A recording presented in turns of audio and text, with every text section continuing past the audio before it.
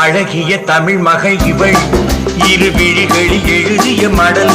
மெல்ல மொழிவது உறவெனும் குரல் படித்தால் ரசிக்கும் கனிபோல் இனிக்கும்